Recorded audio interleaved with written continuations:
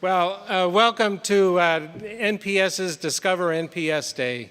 I'm Ron Rout. I'm the president here, and it's such a great opportunity for us to open the campus up and to give everyone an opportunity to come here, see the great work we do, understand better what graduate education that is defense relevant is like. So as you can see from the school kids who were here earlier today, many of them still here out on the quad. The science and technology and engineering and mathematics is alive and well here, as well as national security affairs and our international graduate programs. You can see the breadth of what we undertake here, and many of our students were out volunteering with the kids, and they're out there again this afternoon. So you can experience first up with talking with these young men and women who will be the leaders of tomorrow in our military. So thank you for joining us. This is such an exciting time for us. It's been 15 years since we have been able to do this kind of thing, and our plan is to continue it in the future. I have to shout out to our base CO, the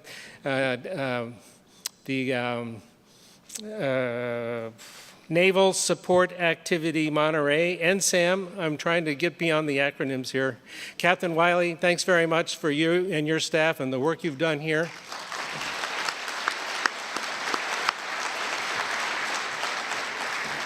A recognition and grateful thanks to our Naval Postgraduate School Foundation, which has enabled us to do this event and many other events here at the school, providing the margin of excellence that makes this graduate education experience even better for our students and our faculty and our staff. So to the foundation, thank you.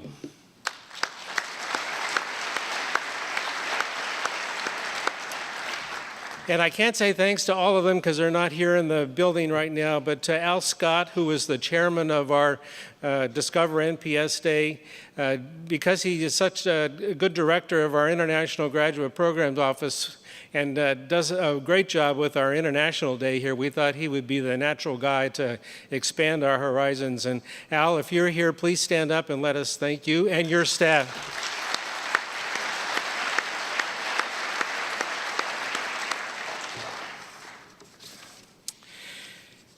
Okay, so to lead off this afternoon's events, we are honored to welcome best-selling author and New York Times columnist Thomas Friedman to provide his unique perspective on world affairs.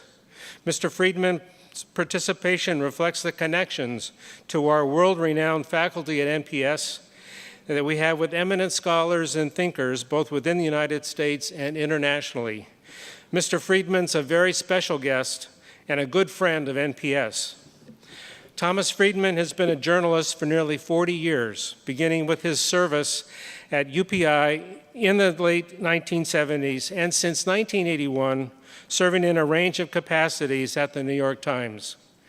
Tom's graduate degree is in Middle East Studies from Oxford, so he naturally gravitated toward that region. He was appointed bureau chief in Beirut just 6 weeks before the Israeli invasion of Lebanon in 1982.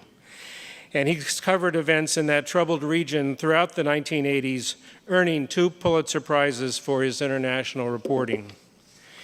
He's also served as the Times chief diplomatic correspondent and later White House correspondent, and has written the paper's foreign affairs column since 1995. Along the way, he earned his 3rd Pulitzer Prize and has written 7 best-selling books, among them The World is Flat, which has sold over 4 million copies. His latest book is entitled Thank You for Being Late. But I'm very pleased to say that he's right on time today. Please join me in welcoming Thomas Friedman. Thank you.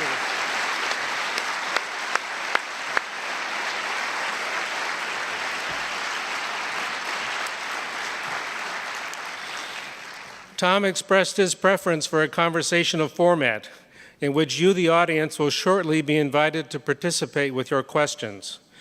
But in the first part of our program, he will be in conversation with our own Professor John Arquilla, chair of the Defense Analysis Department. For those of you who may have heard his occasional commentaries on National Public Radio, today you get to see him too. Please welcome Professor John Arquilla. John, thank you.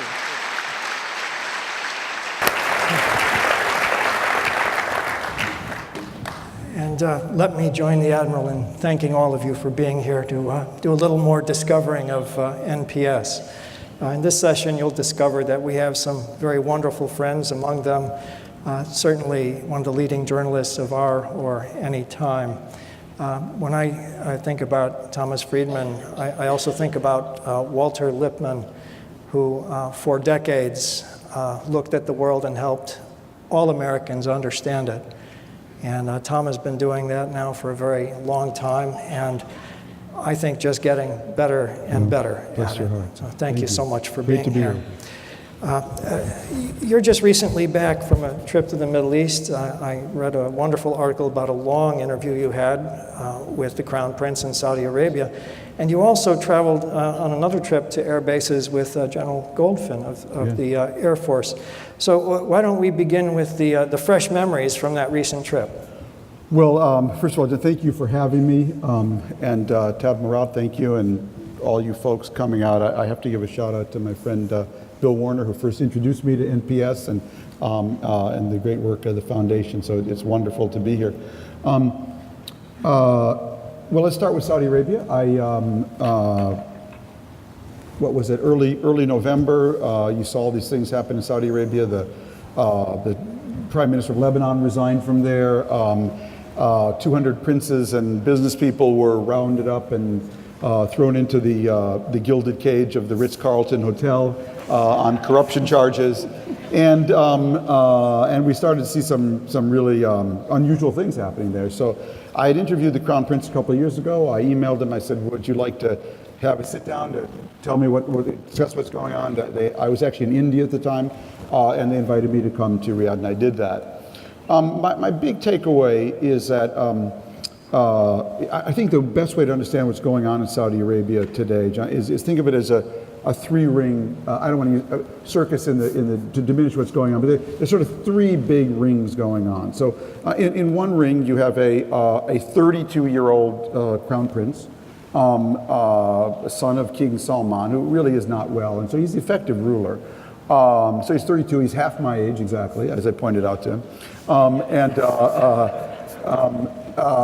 consolidating his power.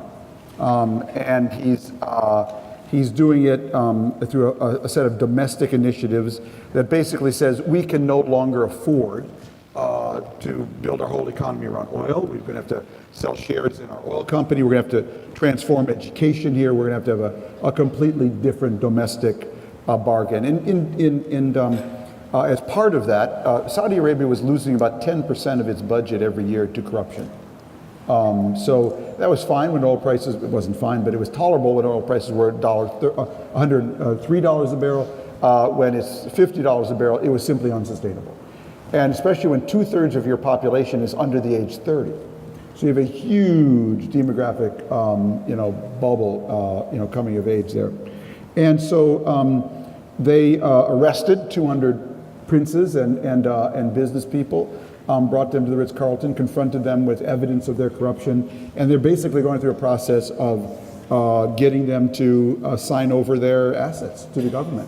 He estimates that they may net $100 billion out of that little exercise from 200 people.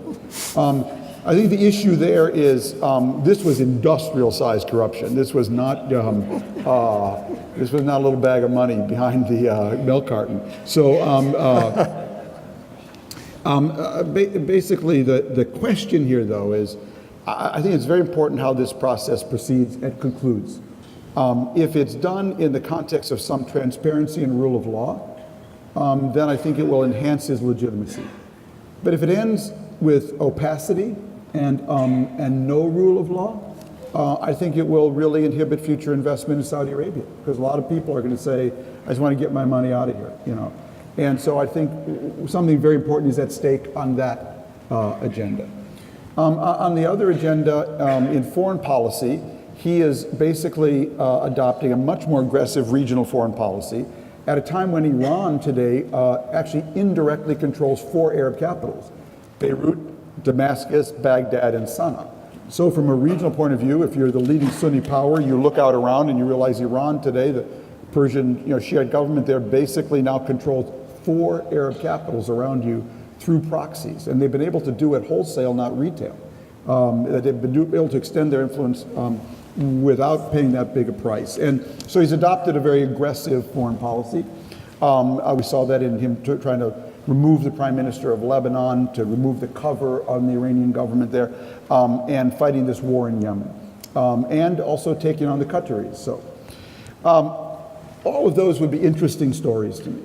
But to me, the big and important thing going on in Saudi Arabia, and the one I think that my fellow Americans really need to pay close attention to, is the third basket.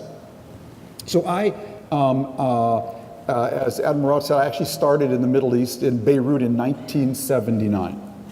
That's when I showed up. I graduated from Oxford in '78 with a degree in Arabic, got hired by UPI, they sent me to Beirut in 1979. And there are vintage years in wine, and there are vintage years in history. And 1979 was a vintage year, because in 1979, a bunch of things happened. One was the takeover of the Grand Mosque in Mecca by a group of puritanical Saudi Islamist extremists who it took the government 2 weeks to get them out of the mosque. There were 500 of them. They eventually had to bring in French paratroopers to help them do it. And what these extremists did when they got in the mosque was to broadcast from the mosque day in and day out for 2 weeks that the Saudi ruling family was westernizing, corrupt, secularizing, and had deviated from Islam and was no longer entitled to the title guardian of the 2 holy mosques. That freaked out the Saudi ruling family. And what they did in response to that is a right turn on Islam that changed the tone, tenor, and literal face of Islam globally. They turned over basically domestic social affairs to the clerics. They banned music, they banned dance, they banned concerts, they banned theater. They basically outlawed fun, okay, in this country. And then they exported those principles across the Muslim world, building mosques and madrasas to amplify this. All this was just to achieve their legitimacy. It gave great power to their clerics. And in so doing, they fundamentally changed the face of Islam globally, from Morocco to Pakistan to the Finsbury Mosque in London to Indonesia. And Islam lost its brakes in 1979. Now, that wasn't all that happened that year. The Iranian Revolution happened that year. So we saw in the emergence in Iran a Shiite Islamist regime that then competed with the Saudis on this religious propagation, basically. We saw oil prices go up because of the Iranian Revolution, so they both had more money to do it. In 1979, then the Soviets invaded Afghanistan, and we then enlisted these Islamists called Mujahideen to fight the war for us. So we actually enhanced this whole track. And of course, in 1979, 3 Mile Island, a nuclear reactor melted down, and we never built another new nuclear plant after that in America. We became much more dependent on coal and indirectly oil for our power and transport needs. So that was a big year. Now what is... And in response to these events, President Carter elucidated a doctrine that said we will fight to maintain the security of Persian Gulf region oil. That's right. Because of that dependence. That really began our big Middle East involvement. So to me, the most important thing that the Crown Prince is doing, something I advocated for a long time, and was I was very critical of Saudi Arabia, particularly post 9/11, because my view was you guys unleashed this toxin on the entire world, and then you took no responsibility for it. And then when we confronted you, you would arrest the clerics we wanted. You would silence or censor the clerics we wanted, but you never took them on ideologically. There is no war with Islam. There is a war within Islam. Unfortunately, for the last 20 years, no one's been fighting for the good guys. And what is most important for me and most interesting is the fact that this young prince is not just saying, I arrested a bunch of clerics. I let women drive, which he did. He is actually taking them on ideologically. At one point in the interview, he said to me, Tom, I am not reforming Islam, I'm restoring Islam. The Prophet dealt with women. He was open to Christians and Jews. He was a much more inclusive person. And the fact that for the first time we have a leader ready to challenge these guys ideologically, that is almost Berlin Wall falling quality of an event. Because just as the fall of the Berlin Wall ushered in the end of communism, this has the potential not to end Islamism because it's too diverse and diffused, but it creates a totally different conversation where he is creating permission now for everyone down the line to basically challenge the clerics. And he's doing it at a time when the desire to do so from all these young people under 30 is coming from the bottom up as well as the top down. So I went into journalism, John, to hunt big game. This is big game. Absolutely. And I think it's vitally important that we find a way to support it. So Captain Wiley and I were talking at the Foundation lunch about one of your earlier books that both he and I admire greatly, The Lexus and the Olive Tree. And in that, you really first introduced the notion of this tension between modernity, advanced globalization, and more traditional tribalist, nationalist values. And well, the captain and I both see a really difficult tension and a hard one to resolve. And I feel like we see it not only in our country, but in other societies as well. Would you, I think among the many ideas you've advanced about what's going on in the world, this one probably outlasts some of the other big theories about how the world is moving. Well, so I wrote that book interestingly, in 1998, so 10 years after the fall of the Berlin Wall. And it was at a time when as John and I were talking, two big theories about the world were basically being put out. One was called The End of History by Frank Fukuyama, arguing that liberal democracy and free market capitalism was the most perfect system of governance. And while it may not triumph everywhere, there was no better system that would evolve. We finally evolved the perfect system. And then Sam Huntington wrote in some ways a competing book saying, no, the big question is not, the big thing in the world happening is not the end of history, it's the clash of civilizations. And in between these two giants, this little guy from Minnesota showed up and saying, excuse me, I actually think there's something else going on. And the book was triggered. I was actually in Japan. I became the foreign affairs columnist for the New York Times in 1995. And I went to Japan and to visit the Lexus factory in Toyota City.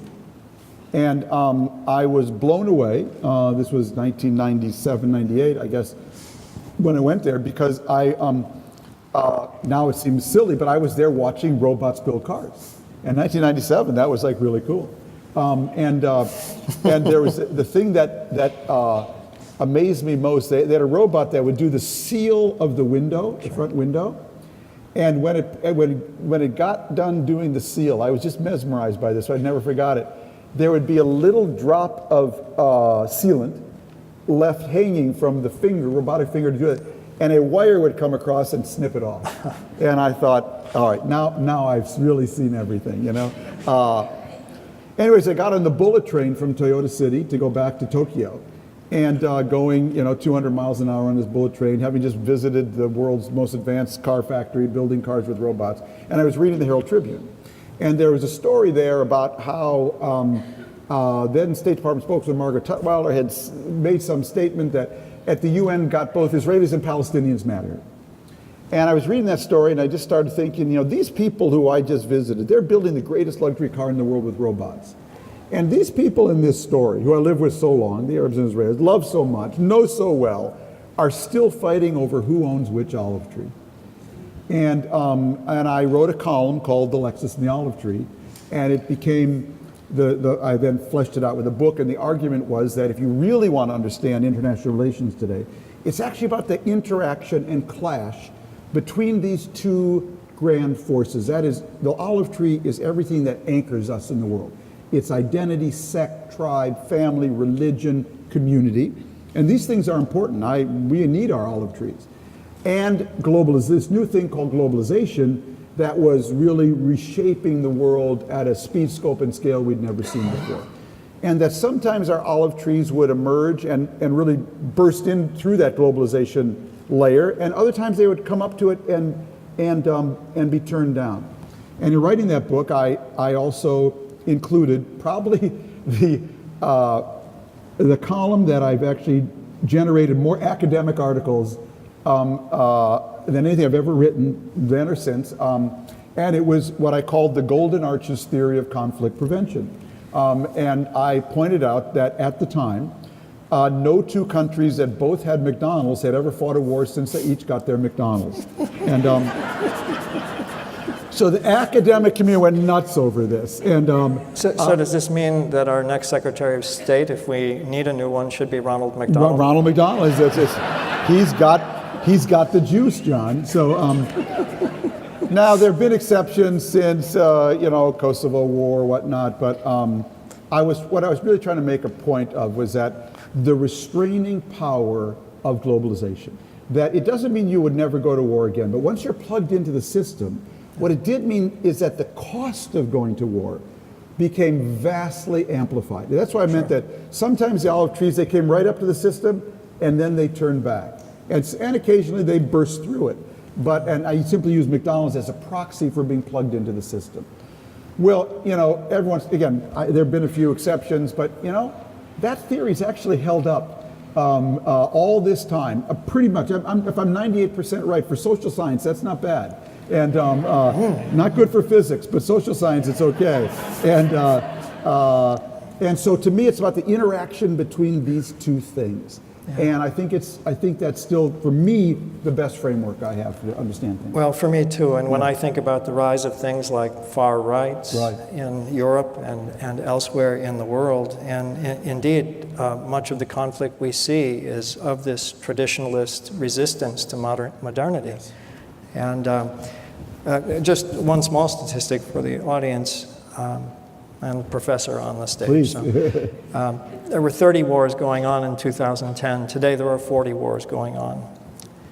Our war on terror is now over 16 years old, and it has become terror's war on the world with a 7-fold increase. And for me, I go back to Lexus and Olive Tree to understand that there is this tribalist, nationalist sentiment that continues to be in tremendous tension. And that kind of takes us to the next topic we'll talk about for a few minutes, and then a little bit after 1:30, please, whoever would like to ask Tom a question, come up to the microphones, and we'll reserve the last half of this session for your interactions directly with Tom. Can I just say one thing, because as a segue from that, because you also asked me about my trip with General Goldfein. Yes. And I wrote for me one of my, I think, all-time favorite columns on that trip. And I'm not going to get into politics here, but we went to, we visited every air base in the Middle East. So Al Udeid in Qatar, we were in Abu Dhabi. He's UAE Chief base. of Staff of the Air Force. Yeah. And we went to Iraq, Afghanistan, both bases in Afghanistan, Kurdistan, Kuwait City. We hit every base. And I got to travel with him, the Air Force Secretary. Very small little group. It was a real honor to be with them. Amazing experience. And we stayed in the air bases and lived in the barracks and ate in the bases. So we happened to arrive at Al Udeid in Qatar the night Charlottesville erupted. Now, sometimes as a columnist, you're in the right place at the right time. And sometimes you're in Qatar when the whole country's talking about Charlottesville. And my column was due the next morning. And so I'm sitting there, sitting in front of a blank computer, and thinking, how can I connect these two, and do I have anything to contribute, to this discussion? And then I just sort of looked around at our little traveling party, and the people we had met with that day. So I was traveling with the head of the U.S. Air Force. He's actually of Jewish heritage. The Air Force Secretary is a woman. Her chief executive officer was an African-American woman, Air Force Lieutenant Colonel. Their guard's name was Juan. The head of the air war in the Middle East is an Armenian-American. His deputy is a Lebanese-American. And the chief intelligence briefer at Al-Udeid's name was Yang. Which part of this sentence don't you white supremacists understand? Okay. So I am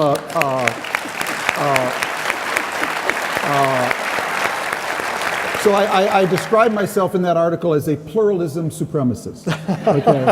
And pointed out it is our unique capacity to, out of many, make one.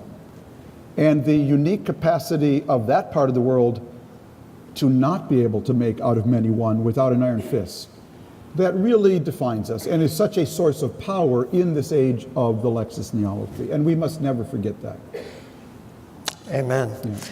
So in your most recent book, Thank You for Being Late, it is about an age of accelerations, technology, climate change, globalization, and its social and economic impacts.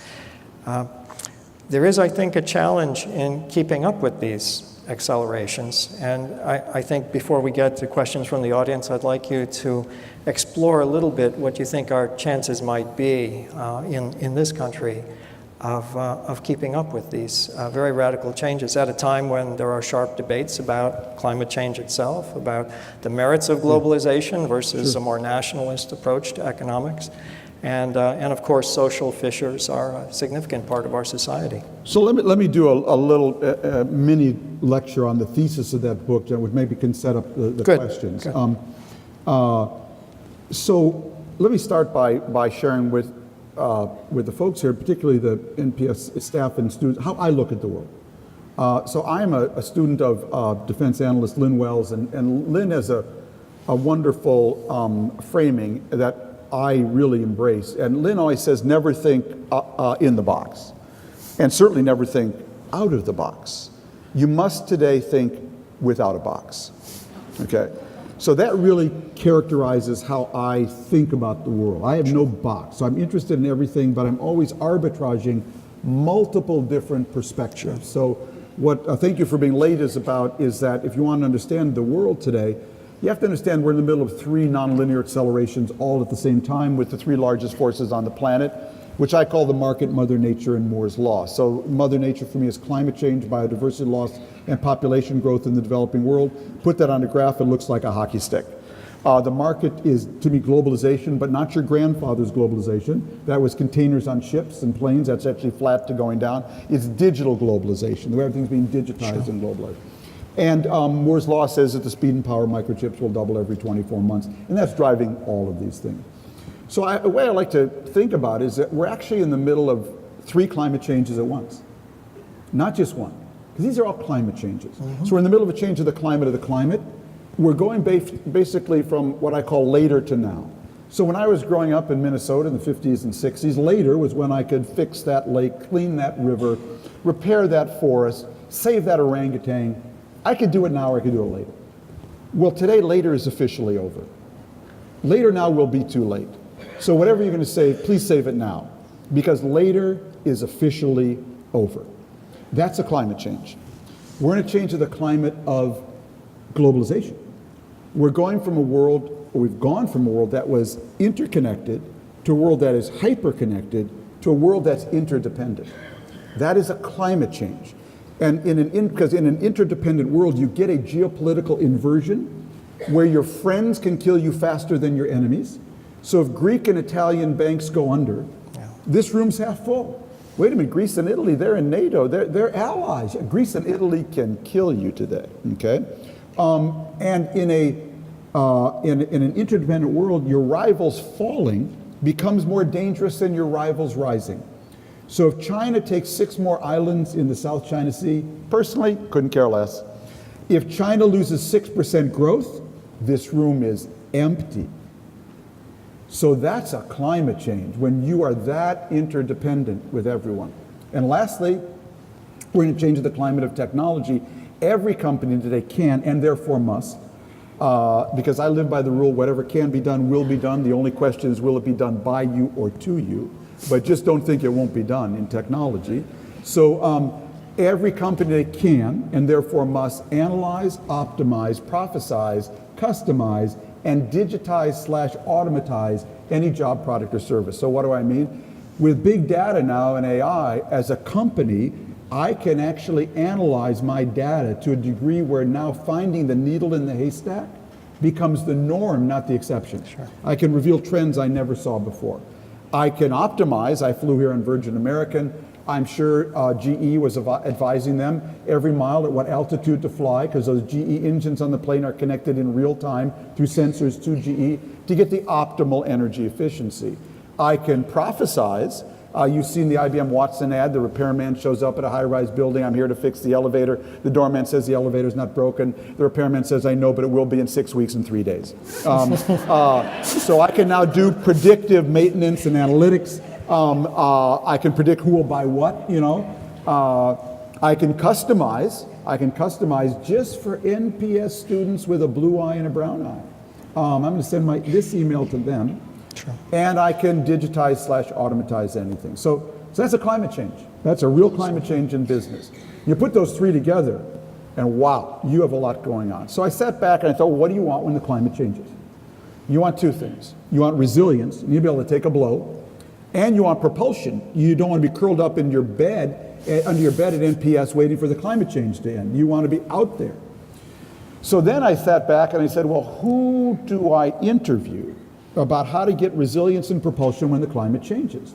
And then I realized I knew this woman. She was 3.8 billion years old. Her name was Mother Nature. And she'd actually dealt with more climate changes than anybody. So I called her up, I made an appointment, I went out to see her. And I sat down, I said, Mother Nature, how do you produce resilience and propulsion when the climate changes? So she said, well, Tom, I have to tell you, everything I do, I actually do unconsciously, but these are my strategies. First of all, she said, I'm incredibly adaptive. I do it through a rather cruel mechanism I call natural selection, but in my world, only the adaptive survive. Not the strongest, not the smartest, but only the most adaptive survive these climate changes. Secondly, she said, I'm incredibly entrepreneurial. Wherever I see a blank space in nature, I fill it with a plant or animal perfectly adapted to that niche. Third, she said, I'm incredibly pluralistic. Oh, Tom, I'm the most pluralistic person you've ever met. I try 20 different species of everything, see who wins. And you know, she told me, John, she said, she noticed that her most diverse ecosystems are her most resilient and propulsive ecosystems. Like that little Air Force group I was traveling with, okay? So she said, I love pluralism. Fourth, she said, I'm incredibly sustainable in a very circular way. Nothing's wasted in my world. Everything's food, eat food, poop seed, eat food, poop seed. Nothing is wasted, okay? Fifth, she said, I'm incredibly hybrid and heterodox in my thinking. Nothing dogmatic about me. I'll try different trees with different soils, different bees with different flowers. And lastly, she told me, I do, Tom, believe in the laws of bankruptcy. I kill all my failures. I return them to the great manufacturer in the sky, and I take their energy to nourish my successes. So my argument is that the community, the college, the company, the country that most closely mirrors Mother Nature's killer apps for building resilience and propulsion when the climate changes is the one that will thrive in the age of acceleration. And because I was writing in 2016 when we were having an election, I actually invented Mother Nature's political party. What if Mother Nature had been running against Donald Trump and Hillary Clinton? What would her agenda look like? And I won't trouble you with it now, but basically, of course, it's just a proxy for my own politics, but the point is, our political parties in the whole Western world are all designed to respond to the New Deal, the Industrial Revolution, the early IT revolution, and civil rights, both race and gender.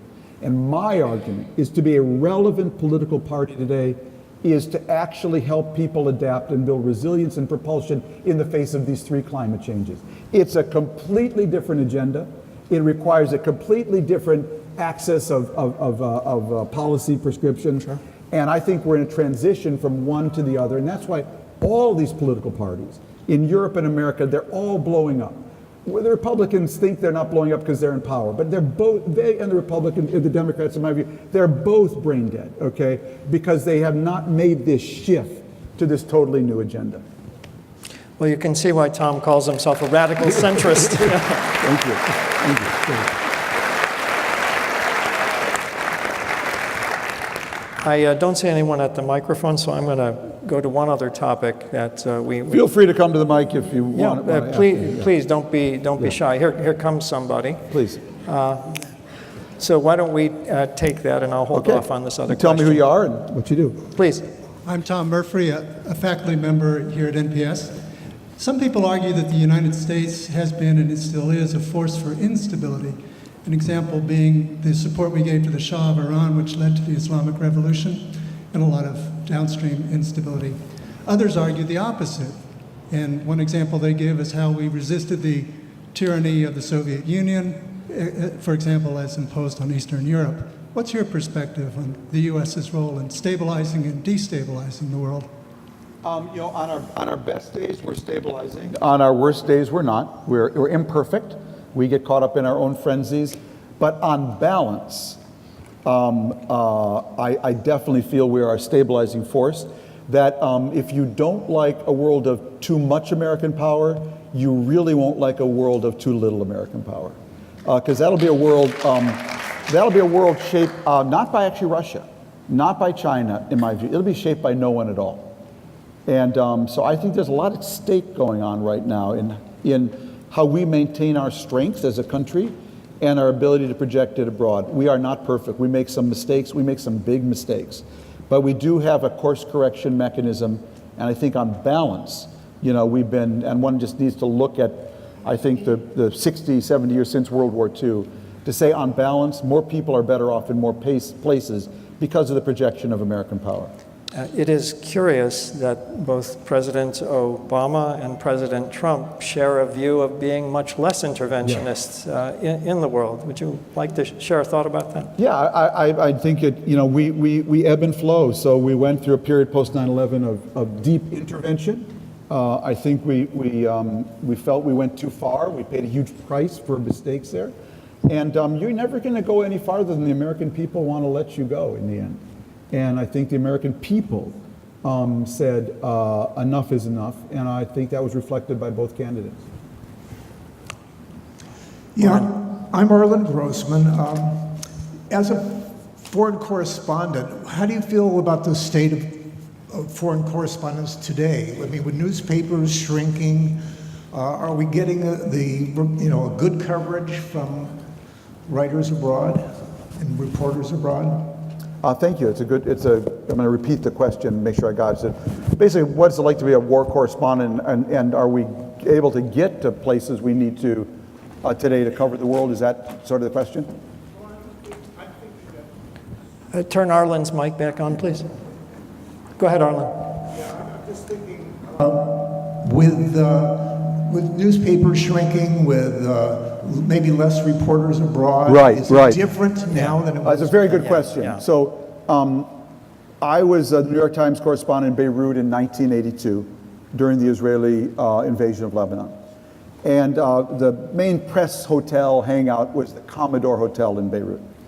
Now, after I filed my story and went into the restaurant of the Commodore Hotel, I looked around, and here's who I saw. I saw ABC, NBC, CBS, CNN. I saw the German DPA. I saw the French AFP. I saw AP, UPI, and Reuters. I saw Time, Newsweek, and U.S. News and World Report. And I saw reporters from the Philadelphia Inquirer, the Dallas Morning News, the Los Angeles Times, the Boston Globe, the New York Times, the Washington Post, the Chicago Tribune. They all had their own reporters there. So I was back at the Commodore a few years ago, and I looked around the lobby, and all I saw was my face in the mirror. So we're not, and the Wall Street Journal was there too, in the best. So we are not, it's a tragedy, the world's richest country, and yet we're covering it through peepholes now. Now, what is new is there are bloggers everywhere. And if you can curate them and follow what they're saying, actually and now I can actually read the Beirut newspapers translated into English. So it's not all bad news, but it is more difficult. What's bad is that it's gotten really dangerous. So ISIS was the first war I could not cover. I mean, ISIS had a department for kidnapping journalists. So you literally couldn't cover it. So here, America was in a war for the first time in my lifetime that I could actually not go on the ground and cover without not just risking my life, but actually creating a terrible problem for my country if I were to get abducted, whatnot. And I thought that's a real problem. Also, countries are just getting harder to get into. Look what Turkey's arrested almost all the good journalists in the country. And so the trend line is really not good in terms of our ability to read these countries and share it with our readers. You probably remember the late Bob Simon from CBS, Yeah. old friend of mine. Yeah. And when I was working for General Schwarzkopf, he was a journalist, a lot of journalists covering Desert Storm. Yeah.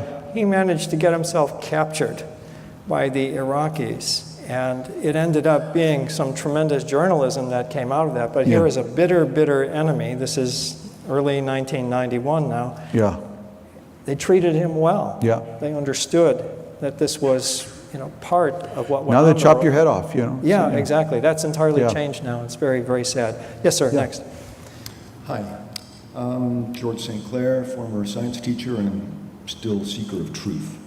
So the latest, one of the most recent New Scientist magazine articles says the human mind is the perfect breeding ground for bizarre beliefs, so we shouldn't be surprised that fake news has such a powerful influence.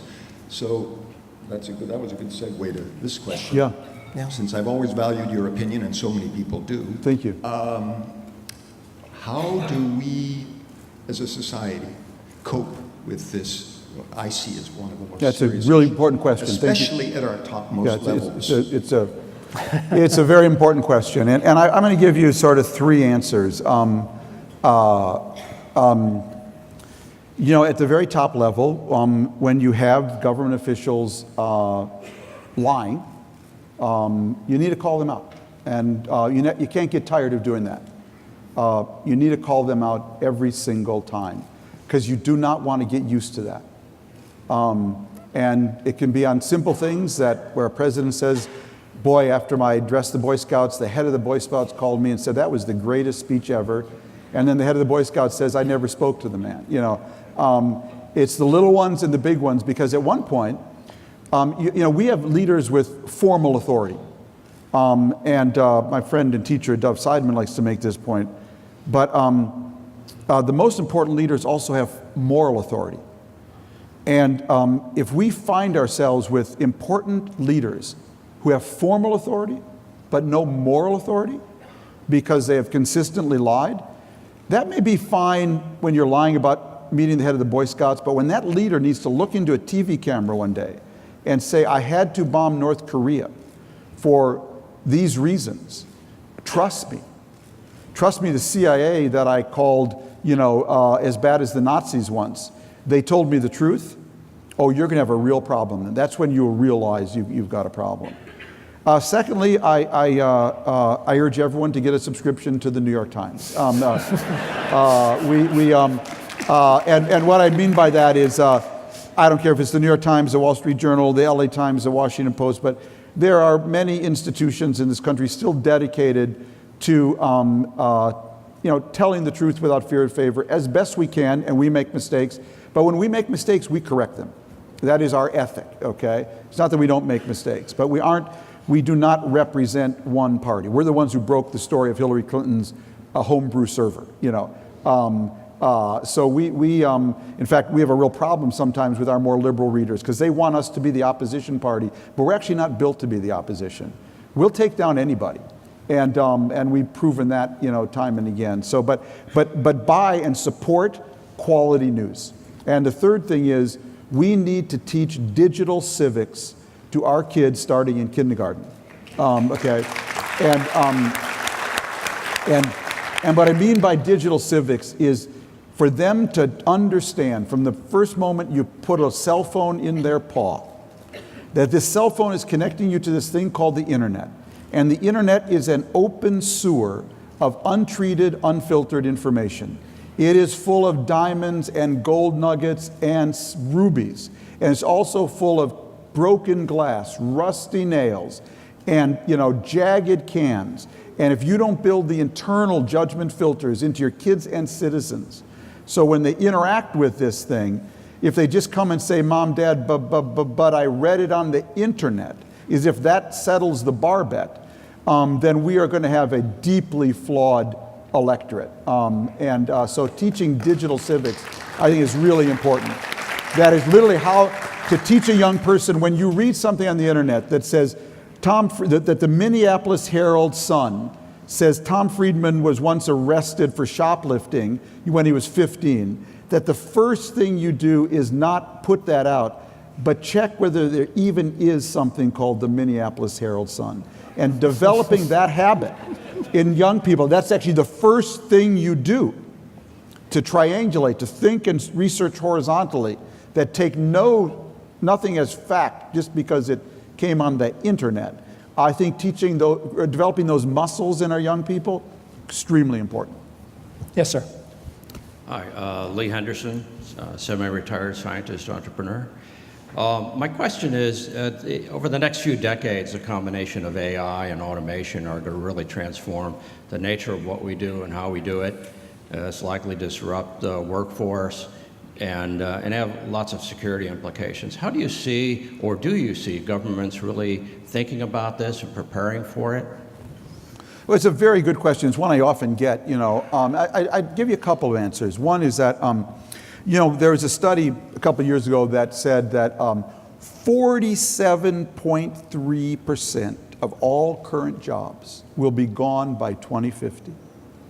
And I read that, I saw it, and I thought, wow, 47.3, not 47.2, not 47.4, but 47.3. Who the hell knows what jobs will be here in 2050, okay? 10 years ago, your kid came home from college and said, Mom, Dad, I want to be a search engine optimizer. You'd say, search engine, what the heck is that? I mean, you couldn't be an ophthalmologist, you have to be a search engine optimizer? So, we need to, I happen to believe human beings are incredibly creative, and that it is true. Well, let me back up and say in my book I have an interview with our Surgeon General, our former Surgeon General, unfortunately he was fired, Vivek Murthy, who's an amazing Indian American doctor. And I was interviewing Vivek, and I said to him one day, Vivek, what is the most prevalent disease in America? Is it heart disease, diabetes, or cancer? And he said, Tom, it's none of those. It's isolation. I said, wait a minute. We live in the most connected age in history, and the Surgeon General of the United States is telling me that the most prevalent disease in the country is people feeling is depression-related isolation. He said, absolutely. Well, what that tells me, and again, my friend Dove and I did a column about this, do you know how many jobs there are going to be about connecting hearts to hearts? So there was a time where 90% of us work with our hands. Today, 90% of us work with our heads. And I think in the future, a lot of us are going to work with our hearts. And machines, God bless them, they got a lot of things, but they don't have one of these, okay? And there's going to be a huge amount of jobs and work around connecting hearts to hearts, for instance. I wrote about this, and I pointed out that the most popular restaurant chain, fastest growing restaurant chain in America in 2050, according to Entrepreneur Magazine, is a restaurant chain called Paint Night. What does Paint Night do? It's paint by numbers for adults in bars. Okay? So whoever thought that adults would like to come together in a group of 30, have an artist draw an outline for them, and they paint by numbers together and have a drink together? Is that in that 47.3% of new jobs? So I think that the challenge for this moment, and it's counterintuitive, is when you're in a moment of rapid change, you actually want to be radically open as a country. Because you'll get the signals first, you'll get all the change signals first, and you'll attract the most high IQ risk takers. And it's high IQ risk takers that start all these new things. At the same time, you want to make sure you're educating people more all the time, okay? Because all these jobs do require more skill. and you want to make sure you're strengthening your safety nets. Use some kind of universal health coverage, some kind of protection, Social Security, because people need to be much more mobile. But the days of the 9-to-5 job, if you're looking for those jobs to come back, that's over. That era is over. It's going to be a very different kind of economy, but I think it could be even more exciting. Think about that. How much did you really like your 5-day-a-week, 9-to-5 job? So thank you. Yes, sir. First of all, thank you so much for your contributions. It's just incredible to hear you speak on all these subjects. Thank you. Thank you. And as I was listening to you, I was very much resonating with several things. One is the moral authority, but who has the moral authority and what does that represent? But getting to something else. Please. You were talking about various levels of changes and categories of change, and I just wanted to suggest possibly what we're going through, not only as a nation, but as a planet, is a consciousness change. That what we're doing is we are somehow, in a very strange way, looking in the mirror and seeing what we are and what we want to be, and having to face what's really coming down. And what's really coming down is a huge polarity that you talk about. Yeah. And that polarity is causing the pain that everyone feels, essentially, some more than others. But perhaps you could speak on the subject of consciousness change, because as a nation, one of the things we're going through, I think, Yeah, is we have got lost our moral compass. Yeah. And what is that moral compass, and can we come back to it in a way that is flexible, powerful, strong, attracts the brightest talent, I got it. Yeah. along with Mother Earth's diversity along that concept. Yeah, So thank if you you. could speak to that, please. So I'd say a couple of things. Very important question. Thank you for asking it. I think about this a lot. So my book is called "Thank You for Being Late," and an optimist's guide to thriving in the age of acceleration. And there's actually a subtext to the book. So it's about all those climate changes, but the book is about a lot more. It actually ends in the little town of Minnesota where I grew up, and there's a reason for that. So So I covered the Middle East for, ever, basically, for 30, 40 years. And at some point I looked around and I looked at all the things I had supported, that I promoted. Camp David, Oslo, Arab Spring, democracy in Iraq, all the things I wanted to have, all the rocks I had pushed up the hill. And I realized that basically everything I had supported failed. If this were baseball, I was batting for my career 0-0-0, okay? So I decided to really, this was 7, 8 years ago, to bring my focus back home. And I wrote a book with my friend Michael Mandelbaum called That Used to Be Us: How America Lost Its Way in the World It Invented and How We Can Come Back. And the book was all about nation building at home, which is really a term I coined and sort of entered into the bloodstream. And then I woke up one day a few years ago and I looked around and realized the Middle East had followed me home. That we were becoming Sunnis and Shiites. We called them Democrats and Republicans, but we were becoming as tribalized as the people I ran away from. And I was hearing people in Washington say, I'm going to a dinner party and I sure hope none of them will be there. And the them they're talking about is not someone of a different race or religion, bad enough, but now someone of just a different party.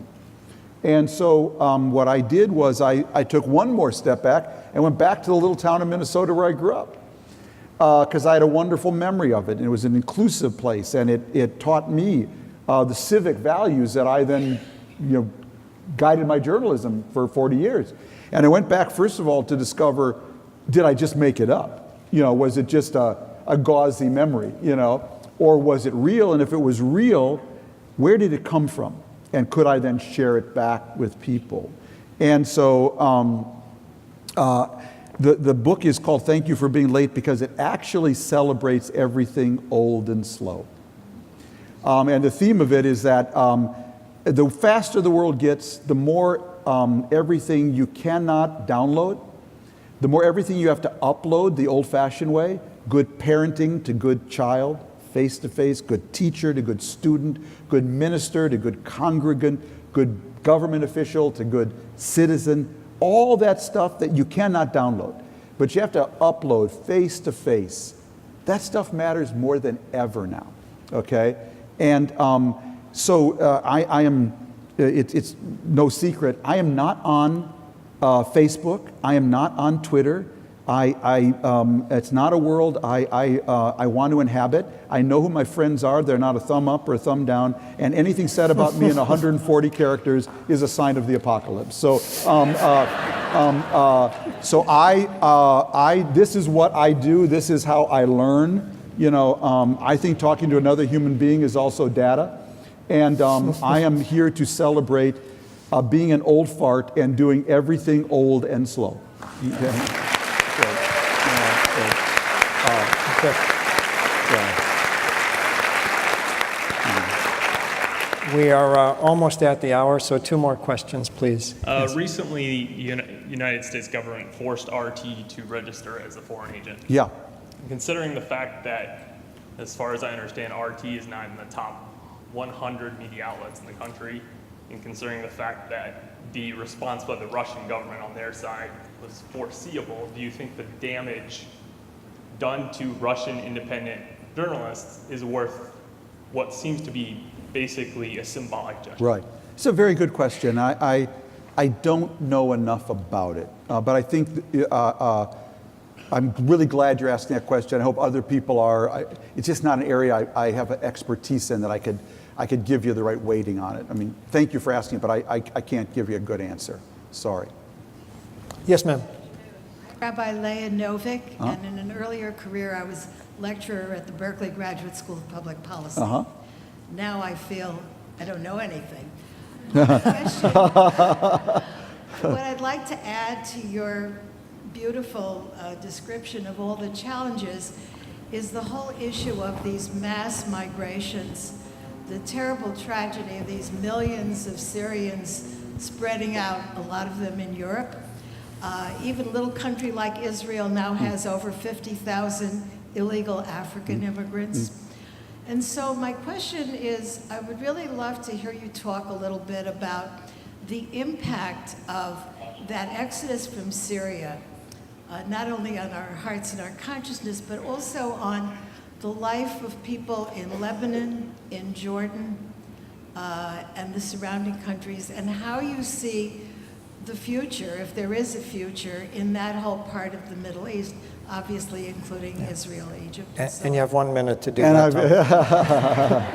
It's your next book. Yeah, I actually address it in this book because basically what's happening is these accelerations I've talked about, they basically are too fast for a lot of states, and they can't hold together. So the new divide in the world is no longer east-west, north-south, communist, capitalist. The new divide is between the world of order and the world of disorder. And so a vast zone of disorder is being born from West Africa, across the Middle East, really right up to the border of India. And what you have going on are now tens of millions of people trying to get out of the world of disorder into the world of order. That's not sustainable.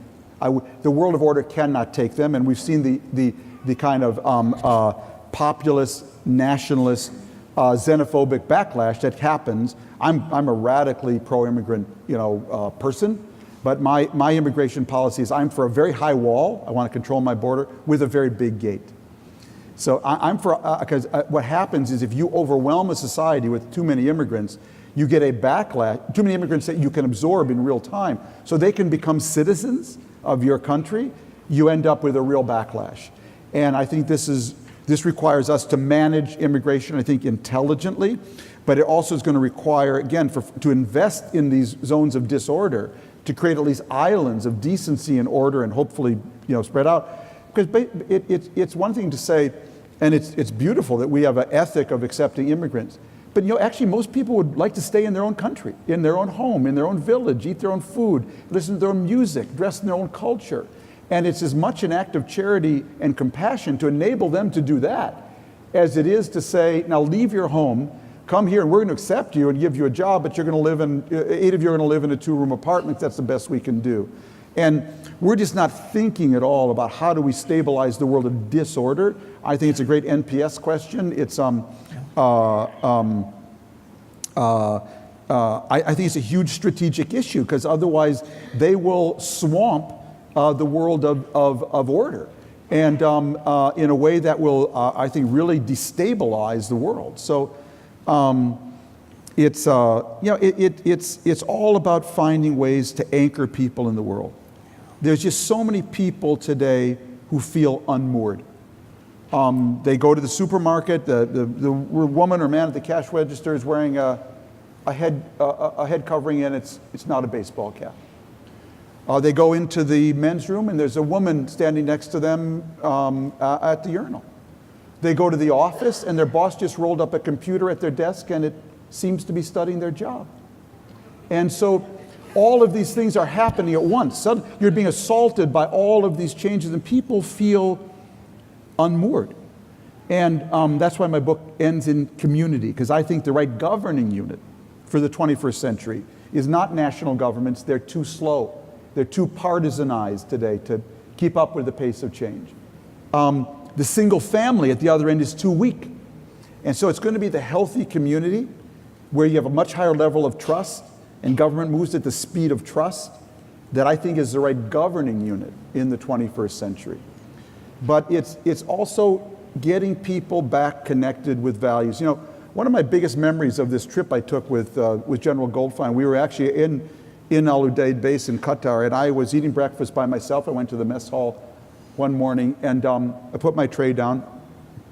3 airwomen sat down at the table next to me, and I noticed one of them was saying grace over her breakfast. It was really very beautiful, very serene. She had a bowl of cereal and fruit, and she was saying grace to herself. And I got home a couple weeks later. I was invited to Birmingham to do a community talk, and I have a close friend in Birmingham, and he hosted a dinner for me with the kind of town leadership, and the mayor there is African American, really all different mix of people. And there were about 12 of us at the table, and he said, "I'd like to say grace." And it was very non-denominational, you know, sort of Lord in heaven, thank you, and really connected people to one another and connected them with values. So I got home and I told my wife, Ann, I said, you know, honey, I don't know anybody who says grace, but I bet half the country says grace, you know?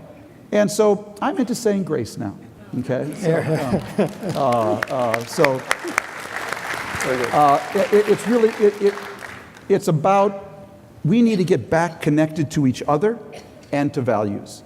And too much of what this acceleration has done and too much of what social networks are doing, I think is pulverizing that. Maybe you can say grace on Facebook, but I haven't found that. Well, saying grace is a form of giving thanks, and exactly. We all give our thanks for your time with us here today. Appreciate it. Thank you very much. Thank you. Don't go. Yeah. Thank you. We have one more thing we need to do here. Before we close, there's one more official act, and Admiral Rout is going to perform that. Great. Admiral? The Admiral comes, we stand. On behalf of all of us here this afternoon, thank you very much, Tom Friedman. This has been a great experience, and what a great kickoff to Discover NPS Day.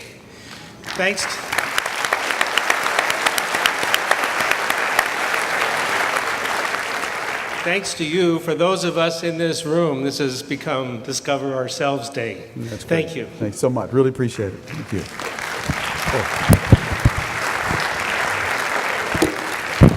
I have to say thanks. We have a little memento here from the postgraduates. Thank you very much. Thanks so much.